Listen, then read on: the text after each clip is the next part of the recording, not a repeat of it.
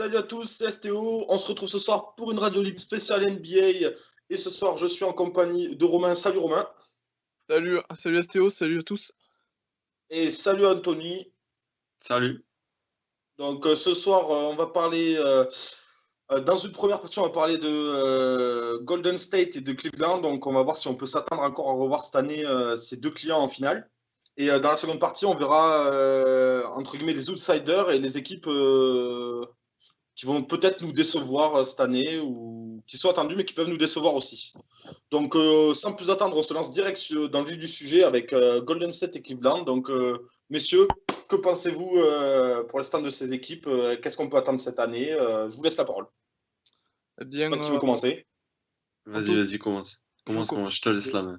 moi, je pense qu'on ne reverra pas cette finale. Déjà, il faut savoir que si on revoit cette finale, c'est quand même très peu probable, dans la mesure où ça serait la troisième fois d'affilée que les deux mêmes équipes se rencontrent en finale NBA. Donc, ça serait, je crois, que c'est la première fois dans l'histoire de l'NBA que ça arriverait. Donc, ça tiendrait du miracle déjà. Et donc après, sinon pour aller plus en profondeur, c'est, je dirais en fait que les Warriors, ils ont perdu vraiment, je dirais trop d'éléments, trop de role players, trop de joueurs qui faisaient, on va dire, les petites choses, on va dire. Avec, les pertes de Bogut, des Ellie, de Spades, mais aussi de Barnes.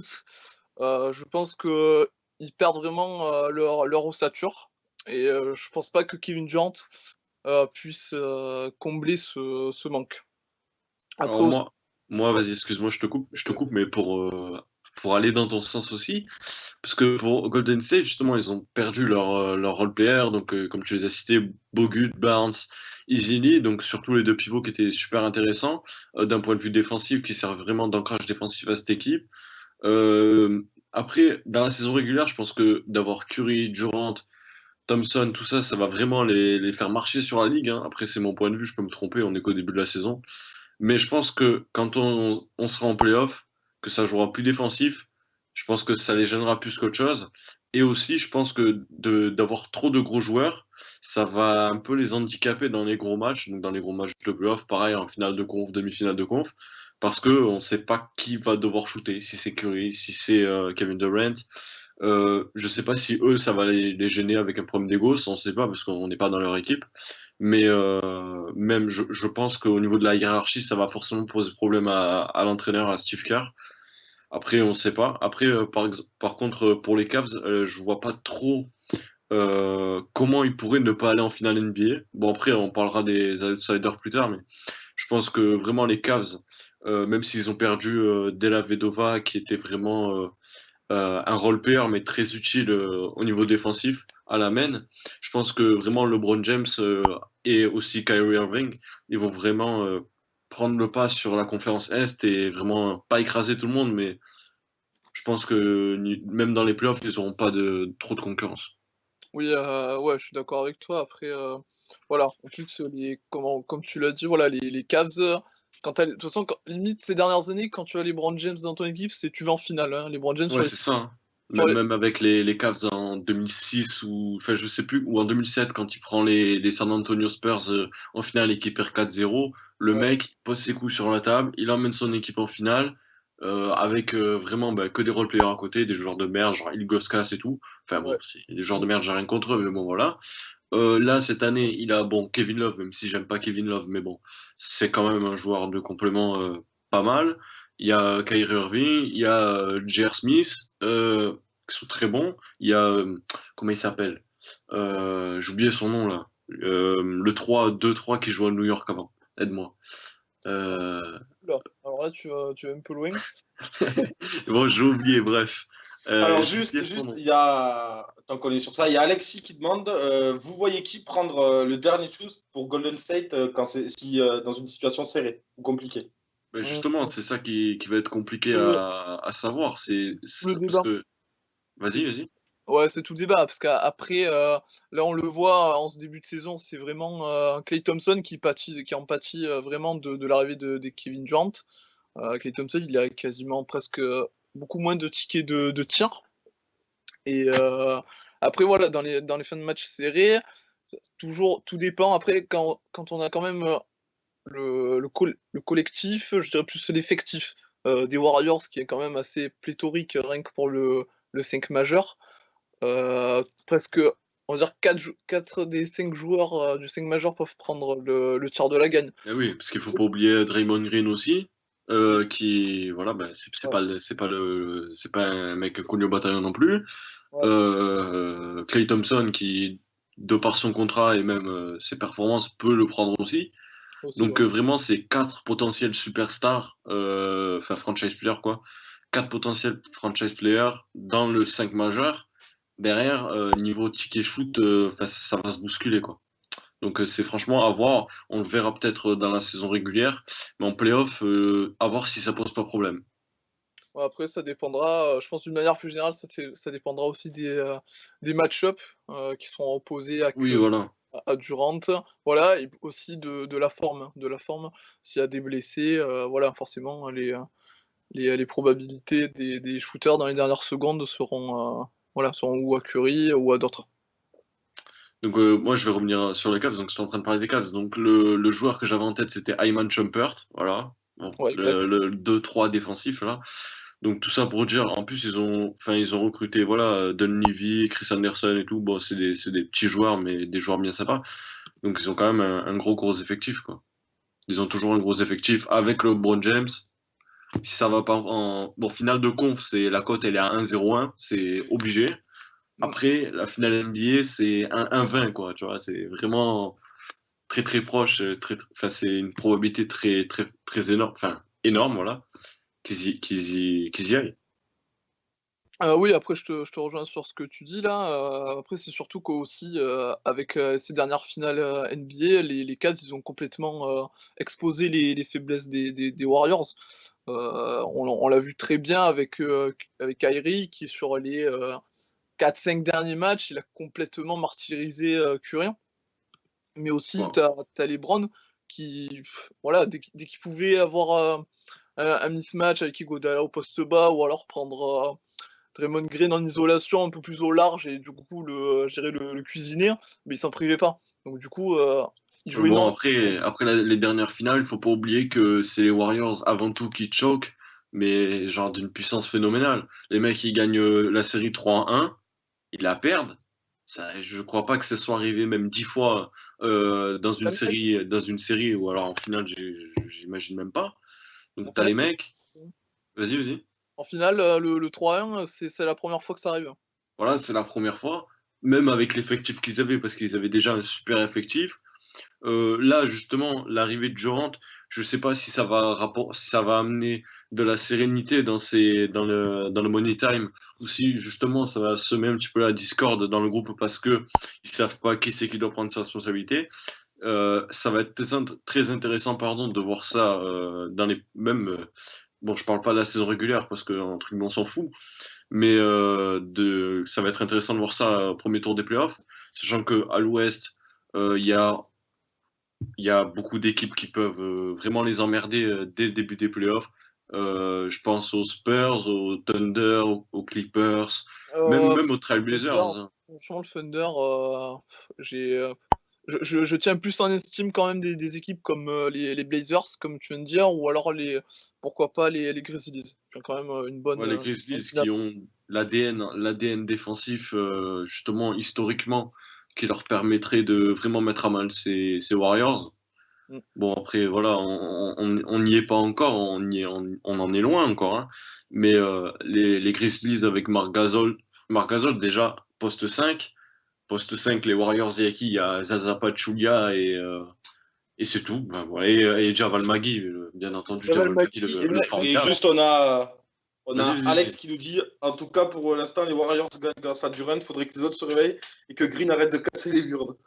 Ah oui, mais Green, lui, par contre, c'est vraiment un mec qui a l'air d'avoir un ego, mais fantastique, hein. On l'a vu l'année dernière ouais. vis-à-vis de ses déclarations. Vas-y, Romain. Oui, bah, après voilà, Green, toujours voilà, c'est un peu voilà, c'est l'âme, c'est tout, c'est presque tout des Warriors après. C'est celui qui va quand dès qu'il y a un truc qui va pas bien, il va remettre un coup, ça va pousser toute l'équipe. Après, voilà, il est énorme aussi de chaque côté du terrain, c'est un excellent joueur. Après, le truc le plus compliqué, c'est dès qu'il a vraiment un coup de nerf en trop, il faut qu'il y ait quelqu'un pour le contrôler. Et ça, chez les Warriors, beh, t'as pas trop de monde, en fait. Et c'est ce qui lui a valu, je pense aussi, c'est ce qui a coûté en finale ce game 5, il me semble, où du coup, voilà, il était absent et ça a beaucoup compté, après, pour le reste, de la série. Bah après, à voir si vraiment Kevin Durant, bon, je sais pas si vraiment il a un aspect fédérateur, je sais pas comment dire, vraiment capitaine, en gros, voilà, si c'est vraiment un leader qui peut être un leader de cette équipe, on va le voir sûrement au début des playoffs ou même pourquoi pas en saison s'il y a un gros match. Parce que voilà, Draymond Green, c'est un mec un peu leader aussi, mais incontrôlable. Après, je pense pas que ce soit Curry et Thompson avec leur charisme de moule qui vont changer quelque chose à ça. On l'a vu, comme tu l'as dit, en finale l'année dernière, ce qui leur a coûté le titre. Donc, à voir si Kerr aussi, vraiment, il s'impose au coaching, parce que bon, gérer quatre superstars comme ça, c'est pas simple. Donc vraiment, il y a beaucoup d'inconnus qui sont sur ces Warriors-là. Et vraiment, on va devoir attendre, quoi. Au moins premier tour des playoffs. Avant, ce sera très dur de se prononcer plus que ça. Ouais, justement, après, je pense qu'il faudrait qu'il départage bien les rôles. Je pense Durant devrait plutôt être tu vois, on va dire, je dirais le franchise player, entre guillemets, parce que ça fait quoi, même pas 2 mois qu'il est là. Heu, il devrait être le leader sur le terrain et Green devait être le leader, des vestiaires, en fait. Je pense que ces 2 rôles sont quand même assez différents et je pense Et que ça Curry dans l'histoire. Tu dis ça, mais Curry, bon, je suis pas un fervent partisan de Curry. Je l'ai pas haut dans mon cœur spécialement, c'est pas ça. Mais Curry, c'est double MVP en titre, premier MVP de l'histoire élu à l'unanimité. ouais. Je pense que le mec, il a assez de poids dans le vestiaire ou même au sein de la franchise pour arriver, s'il est pas content d'une décision de n'importe quoi, il pose ses coups sur la table, tout le monde va l'écouter, tu vois.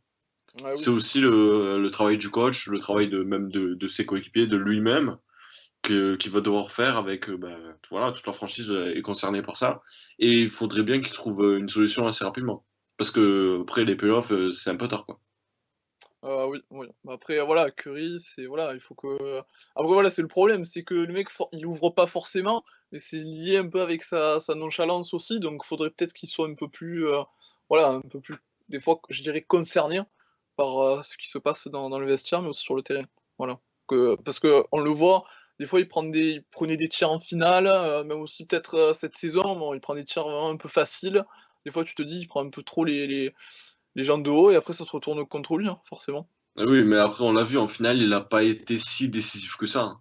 Oui, bon après il faut pas non plus dire qu'il a choke, non plus qu'il a été mauvais, c'est Bah aussi juste si, complètement. Tu au vois, au non, sans dire qu'elle était catastrophique, mais pour un joueur double MVP en titre, en saison régulière, tu ouais, attends que le mec pose ses coups sur la table comme peut le faire LeBron James, qui gagne tout à lui tout seul. Tu vois, le mec, MVP des finales, quand il gagne, c'est Iguodala. mmh, Donc c'est un mec qu'on n'attend pas MVP des finales. Enfin bon, c'est un très bon joueur, mais c'est pas un joueur qu'on attend MVP des finales. Euh, Après, tu es là, ton équipe gagne 3-1, même si, allez, gagne 3-1, ouais. Même si tu perds un match, même si tu perds deux matchs, tu dois être là et tu dois faire pencher la balance, quoi. mmh, Tu vois ce que je veux dire? ouais, ouais, Derrière, t'as beau avoir Klay Thompson, Draymond Green, c'est toi le patron de l'équipe, quoi. Bon, ouais, maintenant, à voir avec Durant, mais pour moi, j'estime que Curry, il a quand même une grosse tâche à accomplir, quoi. oui après voilà, parce que OK, il a été après j'ai envie de revenir sur, Warriors Cavs. Après il faut quand même pas enlever du crédit à la défense des Cavs, qui moi je trouve a été particulièrement monstrueuse quand même. Quand tu vois tout le travail qu'ils ont fait sur tous les shooters tout au long de la finale, c'est quand même assez remarquable, franchement. Faut donner aussi du crédit quand même à Tyronn Lue et justement à Shumpert, tu sais, à tous ces joueurs qui faisaient un peu le Oui, travail. Shumpert, Della Vedova qui faisait le sale boulot. Et Voilà. comme je t'ai dit, certes, les Cavs, ils ont une bonne défense. Certes, LeBron James, même qui tu veux, les joueurs, c'est pas n'importe qui, tout ça. Mais tu es Stephen Curry. Tu vois, on en revient toujours là. Tu n'as pas Oui, tort. non, Mais d'un côté, tu es Stephen Curry, tu es Klay Thompson, tu es Draymond Green, tu es un franchise player. Tu peux prétendre à 25 millions à la saison avec le nouveau salary cap, de par tes statistiques. Il faut le montrer sur le terrain en finale, quoi. C'est tout. Alors juste, il y a Falco qui nous dit Curry a joué blessé. Ouais, Pendant mais les, bon, s'il joue, c'est qu'il peut, hein. Je suis un peu, voilà, Merci, cru. merci Anthony. Ouais, je suis un peu cru là-dessus, mais derrière, je sais pas. Au pire, voilà, d'un Certes, côté, il prend ses responsabilités, mais bon. il a joué blessé, mais pendant les finales, je le trouvais quand même assez facile. Enfin, tu le voyais, je sais Il pas, force pas. LeBron James, même s'il est blessé, il va aller au charbon, tout ce que tu veux. La ah, Curry, tu le voyais pas. c'est pas Il a du beau tout jouer blessé. la même mentalité, hein, c'est pas du tout la même mentalité, hein, LeBron James, hein. Bah ouais, mais gros, LeBron James, c'est là, c'est l'enfant du pays, c'est le mec qui donne tout pour son équipe. Curry, justement, il Non, doit faire ça. Il doit tout à son équipe. Sans son équipe, il serait pas grand-chose, je pense. ouais. Tu vois. Mm. Donc là, Et on non, il y a a une bonne fini question. sur Golden State ou. Juste, il y a à peu Ah près, oui, mais je viens de il y voir a la juste une question. question. Vous en pensez quoi d'Hugo Dalla? Alors, Romain, je te laisse répondre à la question en premier. Bah, Iguodala, c'est un excellent joueur. Franchement, c'est un très bon joueur. Il est très important dans la rotation des Warriors. Peut-être pas d'un point de vue statistique, mais ce qu'il apporte, moi je trouve qu'il joue juste. Il joue juste, il fait bien tourner la balle. Il est très complet, il sait très bien finir près du cercle, il sait très bien s'écarter pour tirer à 3 points, prendre des rebonds, mais aussi faire de superbes passes. Et franchement, il apporte Sur- énormément de choses. Il apporte surtout en défense. Et En comme tu l'as dit, bon, il peut prendre des shoots et tout, etc. Mais c'est pas un super shooter. Il rentre ses shoots parce qu'il en a très peu. Et que du coup, comme il y a des superstars à côté, Curry, Thompson, etc., qui eux sont très bons de loin, lui, quand il a un ticket shoot, il est là. Il est pas seul, mais bon, la défense ne se focalise pas sur lui non plus. Je Ouais. pense que ça aide parce que quand il était à Philadelphie, etc., ça n'a jamais été un shooter exceptionnel. Donc, je pense que tout ça, ça aide. Et en sortie de banc, ou comme il va faire cette année, ou même avant, des fois, il était titulaire, c'est un joueur qui apporte beaucoup, comme tu l'as dit, dans le collectif, mais surtout pour moi en défense. Et avec cette armada offensive de Golden State, je pense que c'est pas plus mal d'avoir un joueur comme ça. Oui, exactement. Mmh. Après, alors, bon, il vous remercie, parfait. De Et rien. Alex qui dit plutôt qu'il y a LeBron veut marquer l'histoire. S'il joue contre les Warriors en finale cette année et qu'il gagne, il va sérieusement y rentrer, pardon. Ah ben, il y est déjà. Bon, après, c'est Ouais, peut-être le fanboy qui parle, mais LeBron James, ouais, il y est déjà, hein, dans l'histoire. Ça fait longtemps qu'il y est dans l'histoire. Ouais. Que des Après, voilà, titres, que des bah, distinctions. Enfin, le débat sera tout pour l'instant, le débat, c'est est-ce qu'on met LeBron James, dans le top 3, voire le top, 2 même. Tu vois? Tout le monde après, il y a tout le monde qui veut le comparer à Jordan, il y a des gens, ils veulent, après tu as ce débat aussi, est-ce que LeBron, c'est au-dessus de Kobe? Est-ce qu'on le met en dessous de Kobe? Voilà. Après, il y a plein d'autres joueurs, voilà. bon, ben, parfait. On va conclure sur cette belle parole de Romain. Et du coup, on va passer à la deuxième partie. Donc, en premier, on va commencer par les outsiders potentiels de cette saison que vous voyez. Donc, Romain ou Anthony, comme Romain, vous vas-y, voulez. Qui vas-y. commence? Eh ben, on va commencer, voilà, on parlait des Cavs, donc on va rester à l'est, pardon. Donc voilà, en outsider, moi je pense qu'il y a 3 équipes, hein, qui se dégagent, pour venir essayer de titiller, de chatouiller, Cleveland. Il y a les Pacers, les Raptors et les Celtics. Donc les Pacers, on va dire, c'est l'une des grands gagnants, de la dernière intersaison, et ils sont vraiment renforcés, hein. Al Jefferson qui arrive, il y a qui d'autre? Demande-toi, il y a qui d'autre qui Il y arrive déjà? a Jeff Teague, il me semble. Jeff Teague, c'est ça, ouais, et que c'est un très bon meneur aussi, hein, que je trouve un peu sous-coté.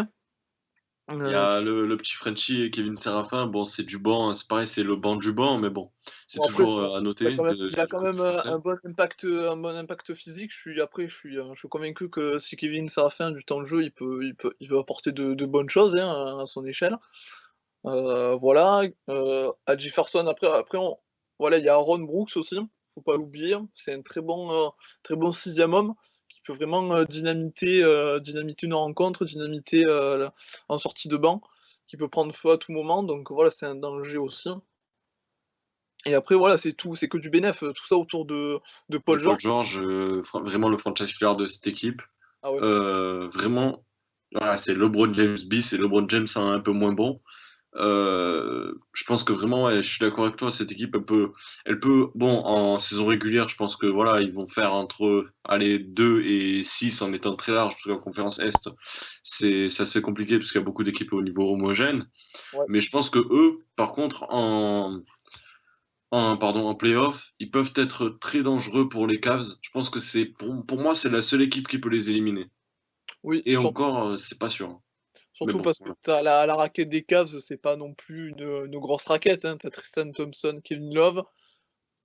Voilà, Kevin Et Love, Pacers, t'as Miles Turner, vraiment un mec, c'est ouais, DeAndre Ah ben Jordan. voilà, il y a Alex qui le disait, j'allais dire, il vient juste de Miles poster Turner, et oui. Miles Turner, voilà. ouais, Miles Turner pour moi, s'il continue comme ça, il peut devenir, l'équivalent de Marcus Cousins, hein. C'est vraiment un mec, en À plus voir s'il va développer un shoot comme Cousins.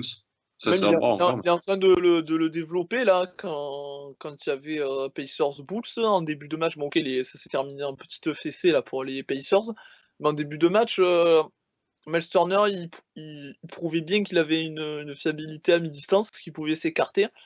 Et ça, pour un pivot, surtout pour un pivot de ce talent, c'est une arme redoutable en plus pour lui. Hmm. Bon, maintenant, je pense qu'on peut passer aux Celtics que tu as évoqué. Moi aussi, je les vois en outsider dans cette conférence Est. Bon, c'est un peu comme chaque année, les Celtics, ils vont faire, Alors ils vont juste, terminer. juste, il y Vas-y. a, juste, il y a Falco sur Twitter qui dit Young poste 4 qui arrive des Nets, c'est un poste d'essai depuis l'Ouest. Ah oui aussi, Thaddeus Young, c'est une très bonne addition. Voilà, il était aux Nets, un peu en perdition aux Nets et là, bah, on espère qu'il trouve un peu qu'il va pouvoir essayer d'être un peu plus, régulier et voilà, et après c'est dans un esprit, small ball, voilà pour, encore s'écarter, tirer le jeu et laisser des espaces justement à Miles Turner et Paul George, voilà. Après, ça confirme vraiment très bon recrutement, enfin, sur le papier, du moins en début de saison.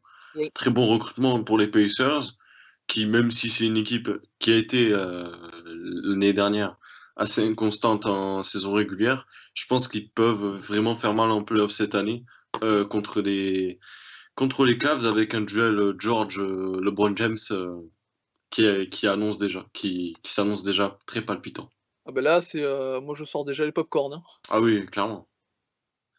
Donc après, on peut passer donc aux Celtics. Donc les Celtics, qu'est-ce que tu en penses, Romain? Très très bonne équipe, franchement, avec ce qu'ils ont fait l'année dernière. L'année dernière, on les attendait peut-être pas trop et finalement, voilà, ils ont fait une petite surprise et franchement, on attend beaucoup aussi des Celtics et voilà, ils ont signé Al Horford. Justement, ils se sont renforcés dans la raquette, qui était vraiment leur point faible. Il manquait un peu de taille, un peu de défense De et talent surtout.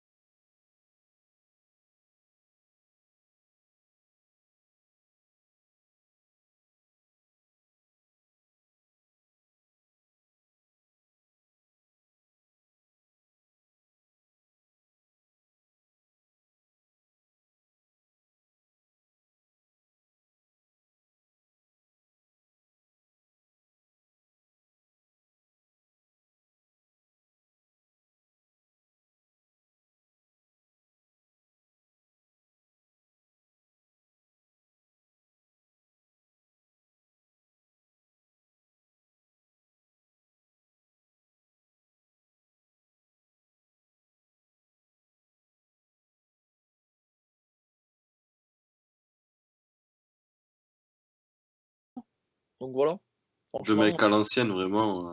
Niveau poste 4 et poste 5, ça joue vraiment à l'ancienne. On n'est pas dans les mecs qui partent ligne de 3 points, genre la Cousins ou Malade Davis maintenant. Ça fait du bien un peu de voir de basketologie, voilà, dans cette nouvelle NBA. ouais, exactement. T'avais quoi comme autre top, entre guillemets? J'avais les Raptors, mais bon, après, voilà, ça c'est du classique, hein. C'est du classique, même si je pense que peut-être ils peuvent peut-être un peu décevoir cette année, hein. Voilà, ils ont perdu.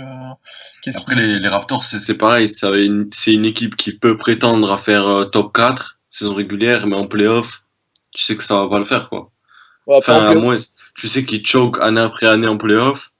J'ai rien contre eux, mais derrière, je suis pas spécialiste des Raptors spécialement, mais faut voir peut-être changer quelque chose. Et ouais, à l'ouest, on va passer un petit peu rapidement. À l'ouest, t'as relevé des tops, des flops. Dis-nous tout. bon, évidemment, t'as le classique, hein, je dirais Spurs, Clippers. Après, t'as les Blazers, que j'attends qu'ils confirment cette année. Et pourquoi pas, ça peut être vraiment la vraie belle surprise de la saison, pourquoi pas le Jazz. Moi qui hier soir, même si quand même à un moment ils se font un peu torcher contre les C'était une Clippers. blague hier, le Jazz. Hein. C'est une grosse blague. Hein. Ouais, mais moi, bon. j'ai regardé la première mi-temps, franchement, c'était pas wow. Hein. Ouais, mais après, je pense qu'ils ont un projet sérieux. Ils ont oui, ils ont un projet sérieux, jouer à peu près défensif. Franchement, tu vois, hier, ils concèdent que 88 points. Bon, après, ils en mettent 75, mais ça, c'est une autre histoire. Oui, ils ont un profil vraiment très défensif. Les mecs, ils jouent hyper lentement, donc faut pas s'attendre à des 120 points tous les soirs, un peu comme les Warriors. C'est ça. Bon, après, moi, je suis plus sceptique aussi sur les Clippers. Parce que bon, je sais que tu les aimes bien, qu'ils ont un gros banc, tout ça. Mais c'est pareil, ça fait top 4, mais en playoff, tu as beau voir Doc Rivers, tu as beau voir Chris Paul, qui sont des mecs excellents, quoi. Derrière, t'as DeAndre Jordan qui sait pas tirer un lancer franc. Et ça pose quand même problème quand tu arrives au très très haut niveau. Tu as Blake Griffin, et je le trouve assez irrégulier dans ses performances. Donc tu es là en playoff. Faut pas oublier que l'année dernière, Blake Griffin, sa saison a été gâchée par les blessures. Hein. Bah ouais, c'est vrai. Alors après, on peut dire choc les Clippers. L'année dernière en playoff, franchement, ils ont vraiment pas eu de chance. Quand t'as Chris Paul, Blake Griffin qui se blessent coup sur coup, là tu peux pas parler de. Oui, mais ça fait quand même année après année que les mecs ne font pas grand chose, ou du moins ils répondent pas aux attentes. Bon, après c'est vrai, on peut dire ils ont jamais de chance, ils ont des blessés. La conférence Ouest, il y a des gros clients, il y avait le Thunder, bon même s'il y a plus Durant maintenant, mais il y a les Spurs, il y a les Grizzlies qui aussi font chier du monde en playoff. Il y a les Blazers qui font chier du monde en playoff aussi. Il y a Golden State. Mais c'est pareil, tu as une équipe, tu as des grosses stars. Tu as le droit de demander plus de cette équipe. Ils ont même pas fait une finale NBA depuis qu'il y a, entre guillemets, cette armada là. Donc franchement, c'est pareil, tu as le droit de te dire faut changer quelque chose aussi, quoi. Tu vois. Oui, bon après, franchement, c'est un peu l'année ou jamais. Mais après, franchement. Ouais, tous les ans, c'est l'année ou jamais. On dit ça l'année dernière aussi. Hein. Oui, après, je te dis ça parce que la majorité des stars arrivent en fin de contrat. Je te dis ça surtout pour ça. Et parce que après. Alors juste, il y a Falco. Ouais, désolé, Romain, t'as coupé. Falco qui dit le Jazz c'est très bon. Hier, c'était compliqué sans Hayward et avec Favors diminué. Oui, c'est vrai que oui, il y avait des absents. Mais ouais. Vas-y. Oui, voilà, après, faudra, je pense que ça va être une équipe à suivre aussi avec les retours de Favors qui sera de retour en forme très bientôt. Il y a aussi Gordon Hayward à surveiller qui est aussi la pierre angulaire de l'attaque. Voilà, après, à l'intersaison, ils ont ramené énormément d'expérience avec George Hill, Boris Joe, pour faire un peu de French Connection avec Rudy Gobert. Rudy Gobert. Rudy Gobert. Nice. Et voilà, après il y a aussi Joe Johnson, qui certes est très vieux, mais qui peut planter. Voilà, un 3 points comme ça sans prévenir. Oh là là. Franchement, c'est une équipe à prendre au sérieux, c'est pas une équipe à prendre à la légère. Il faut compter sur eux cette année. Et derrière, encore à dire, Anthony? Parce que sinon, moi je voulais juste parler. Vas-y. Je voulais je pense que. Je pense que, avec tout ce que vous avez à dire, je pense qu'on refera une émission. Ouais, il y a moyen de avec faire le 3 NBA. émissions. Oui, on aura fait quelques émissions NBA où on parlera de toutes ces choses bien cadrées. Voilà, et je te laisse parler, c'est bon. Non, moi je voulais juste évoquer rapidement, parce qu'on est pressé par le temps, je voulais parler pour moi, 2 possibles flops, parce qu'on n'a pas eu le temps de parler des flops justement, parce qu'on a tellement de science à étaler. Je pensais, alors juste, je peux interrompre encore. Il y a juste Falco qui rajoute sur la fin des Outsiders. C'est l'année de Griffin, il doit prendre sa revanche sur l'année de il doit prendre sa revanche sur l'année de contrat. C'est la dernière chance pour ce groupe. Oui, voilà. Oui, totalement. Blake Griffin, franchement, cette année, il faut attendre une grosse saison de la part de Blake Griffin, parce que voilà, s'il fait une saison de merde, peut-être que les Clippers vont dire peut-être c'est fini avec lui, il fera plus aucune bonne performance, on le prolonge pas. Donc après, il va forcément aller tester le marché des agents libres. Après, Griffin, c'est l'ADN des Clippers. Hein. S'il le vire, il n'y a plus d'âme dans l'équipe. Hein. L'année dernière, je sais pas, il a été absent au moins de 3 ou 4 mois. Les Clippers même jouaient très bien sans lui. Oui, non, mais je dis pas qu'ils jouaient pas bien. Je te dis qu'il n'y a plus d'âme dans l'équipe. Après, c'est un ressenti que moi j'ai. Voilà. Blake Griffin, c'est drafté tour 1, choix 1 en 2009. Il rate sa première saison parce qu'il est blessé. Mais le mec, c'est lui qui est là, drafté pour être le franchise player de l'équipe. Si après, même, tu vas me dire 7 ans après, c'est loin, le mec n'est plus là, tu n'as aucun joueur historiquement label Clippers dans ton équipe. Ça, pour moi, c'est grave. Mais après, c'est un point de vue, tu vois. Oui, voilà. Donc, pour revenir sur mes flops, moi, j'attends... je pense que 2 équipes de l'Est vont pas répondre présent. Les Bulls, les Knicks. Alors, pourquoi ? D'abord, les Knicks. Les Knicks, ils ont carrément changé leur équipe pendant l'intersaison. Ils ont pris Noah, Rose. Donc bon, il y a déjà Anthony et Porzingis, c'est pas ça, mais Rose et Noah, c'est quand même des joueurs qui se blessent tout le temps. À voir avec les genoux d'Eric Rose si ça tient ou pas, mais c'est 2 joueurs qui se blessent tout le temps. Donc, ces dernières saisons. Voilà. Reposer ton équipe. Bon, Noah, c'est pas le franchise player, c'est pas ça, mais c'est un joueur important. Reposer ton équipe sur 2 joueurs qui se blessent tout le temps, je sais pas, moi j'aime pas. Et surtout que, en plus, Derrick Rose, en dehors de son année MVP, ça a jamais été fou. Bon, son année MVP c'était n'importe quoi. Mais depuis, même quand il a enchaîné les blessures, tout ça, ça a jamais été fou. Tu vois, Noah, bon, certes, il est pas mal en défense, mais après, je sais pas, avec le triangle, tout ça. Alors juste, il y a Alex qui demande même pas une 8e place pour un des 2. Si, mais après, faut savoir que si tu es 8e, elle peut se jouer entre les 2. La 8e place peut se jouer entre les 2. Oui, voilà. Mais après, il y a aussi d'autres équipes. L'Est devient de plus en plus homogène. Donc, franchement, ces 2 équipes, elles dépendent de trop de choses. Il y a trop voilà. En plus, tu es 8e. Faut dire que quand tu es 8e, tu vas prendre les Cavaliers au premier tour. Ouais, tu prends logiquement.